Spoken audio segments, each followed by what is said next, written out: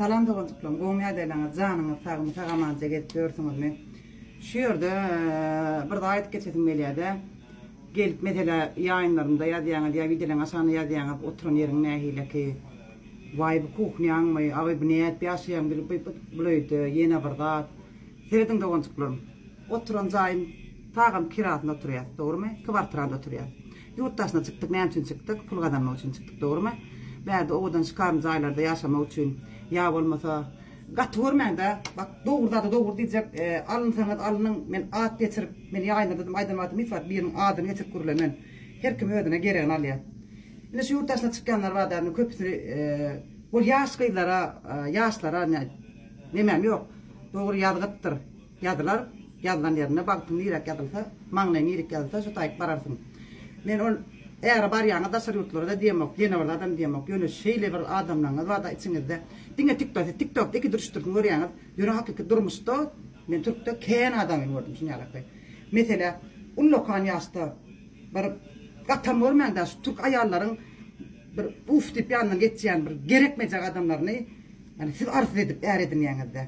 Onun şeyle var da hatta TikTok'ta bir oğudun yaşayan villasını okuyanlar Hoğullarını okuyanlar, onlar fikir ediyanlar da oturanlar, Türk'tekiler hemen sonralar, benim Türk'e barsam, şunlarla bir bay bir yerini tapsam, şunlarla bir eğer barsam, onlarla fikir etmem, onlarla niyetem etmem.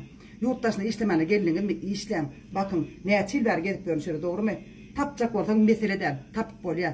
Yöne şöyle bir dat vardır, şöyle durmuşa çıkanlar mesela, işleden ok, doğru mu? Eğerler işleden ok, uyda taklayalar. Yöne gurla söylerim, vay bu da eşku çağırlamın iyicen işçeğini uğradı otuyor. Pullidek, böyle $100, $200 sağlanır, ayda uğru diyenler. O sağlanın giyeceğine yettiyenler. Gelecek ne mi? O sağlan geleceğine o dediğin yok mu? O sağlan gelecek var ha. Olur okutmalı dedi. Olur ona zaylar, alp verme zaylar, kalp vermeli. Ona adamlar ardı giden sağlan, ardı oğlunun bağırsa maşin alp vermeli, yine orada etmeli sağlan, hüvüsü var, ardı var, doğru değil mi? Geleceği var, geleceğini kim düşünmeli? Sen eğer var yanında eğer ün oturuyan işlemen, aylık uğratman ünü. Eğer neyme verse ayda sağlığına iyice işten uğrayan. Şöyle böyle kattıken. Ondan sonra ya olmasa çıkarını bay bir yerini tapyana, baryana, ondan sonra bir yıl mı, 2 yıl mı yaşasayana, gereğini de ediniyana yani vay bir düşünüşmedik, ayrılıştık. Bugün hakkına gireyenler. Hiç kimin hakkı hiç kimde kalmaz. Şu dünyanın adaleti, Allah canın adaleti hiç adam şaşıyan neler. Bir gün olmasa bir gün gelir, sen sonunda ne edip Allah söyleyeyim deyip, aşkım deyip, yine gör deyip, sen sonunda ne hele gidip alıp yeni varsan şu malı, senden bir gün bir gelip yer, şunu yattan çıkarmanın. Şeyle bir vaka oldu da, bile işleyedik mesela, bir 5 yılda at geçtim ondan beri.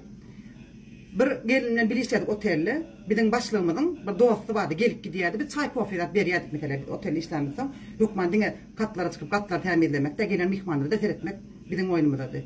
Yanına bir mihmanı gelse ya dostu da gelse biz ılgap çıkıp çay kofi veriyorduk. Sonra men yanındaki işler neye bat göz kakıp etip duranlar, Unlokan garra adam. Ondan yani yanım geçen de bir şey elin deresin gelmeye de bir elin deyse bir neyme inin zeylecek. Şu derece adam.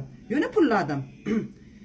Yine bunu bilen yok kaçan göz kakışıptır neyemediptir opsam. Buradan bir gün işe gelmedi. Ondan sonra başlığıma etti. Şunu yazsın yani dedi. Coğran dedi. Arkadaşım dedi. Şunu yalakmış dedi. Ben arkadaşımla dedi. Durmuş kurtturlar dedi. Havarım Ahmet. Yok havarım yok. Benimle canlasana oğlum. Gürlesana oğlum. Neymemişsin bana yaptır. Sen bir gün bu geldi. Ay sıkarını geylen altınlar dakılan. Hava attı adamına. Benim ayttım. Sen dedim.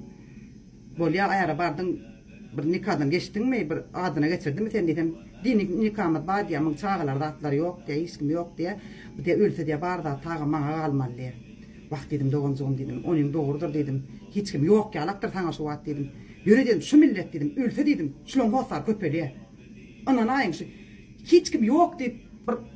Burnun sümüğünü ağzının gıllığını aktırıp yatanını götünün osluğunu saklayabilmeyenlere. Bir arz edip bir eğer ediniyeniz ya. Şun ölse bana malı kalır. Galan ok. Doğuncuklam galan ok. Şu ölen son şu daşarı yurttan oğlum çık ya. Daşarı yurttan gıydam çık ya.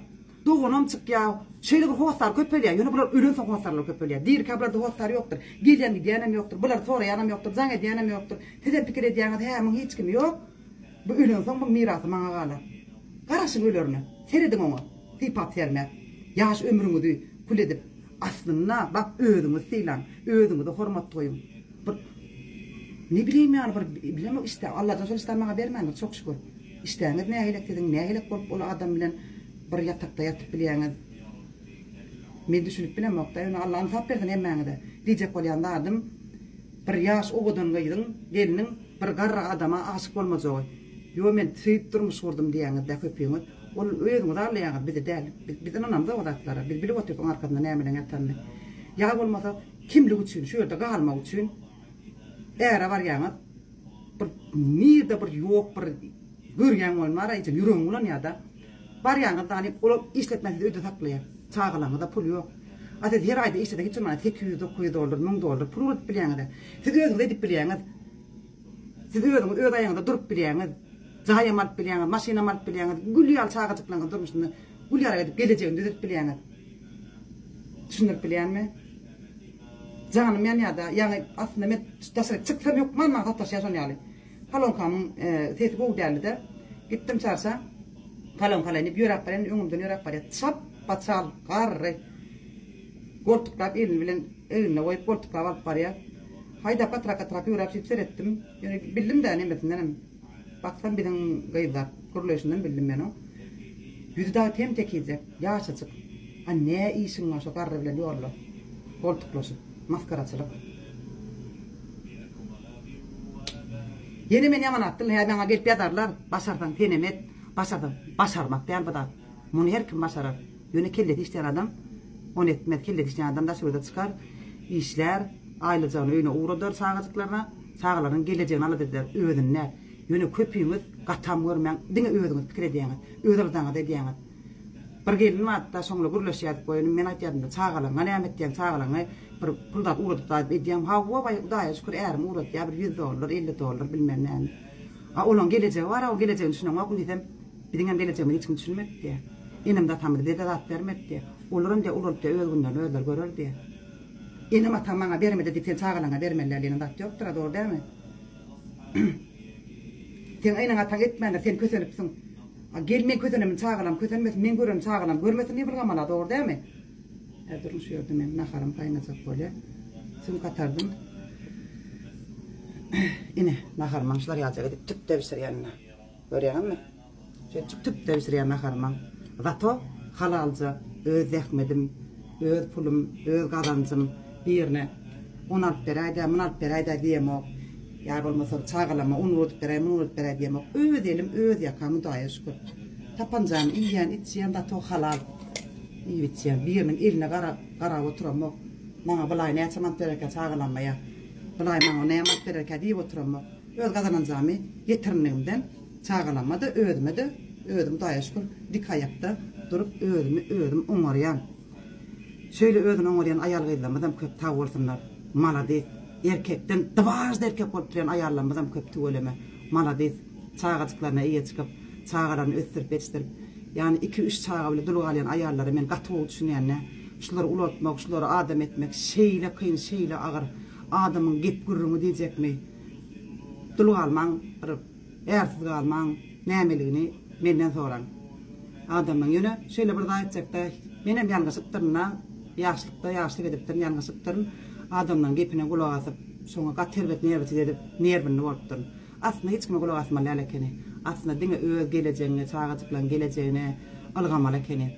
Bak men bunu alsam ilmağa neyme derken, bak men bunu etsem ilmağa neyme derken diyen fikir hiç kimde olmasın da onçuklam. Gazanın, alın, iyin, için çağacıklanır, gov yaşadın. Canını sağ olsun, başını dik olsun Allah'can, ömrünüz uzak olsun. Şurada bir gelinime saç düşmeyen emetmeli, yaman keyen videomda yazıptır eken, sonra maydık geçen şöyle nazırcık yer galığına sığdırayın. Kızıl soğanı ikiye bölüyenden saçın düplerine gov edip, kızıl soğanı ilk bilen saçın düplerine gov edip sarsap çıkken. Ondan sonra 3-4 tane soğanı Kırgızistan geçirip saçına yapyanın kelleğine. Yapıp gov edip dağıp bağırlap bir yarım saat yalap koyuyan. Ondan sonra 2-3 şeyde gov edip yumasan katerbet ilk soğanyanlar. Hep de bırgedek ilk başta hep de bırgedek edin son 5-6 ayda bırgedek etsen adam böyle. Saç düşmeyen daş ediyenler soğan. Kızım soğan olmalı doğan çıklam. Canını sağ olsun, başını dik olsun Allah'tan yurttaşınak doğan çıklam. Hemen de sağlık ağır edileyen Allah'tan ağır yükümü de ağır edin olsun. Canını sağ olsun.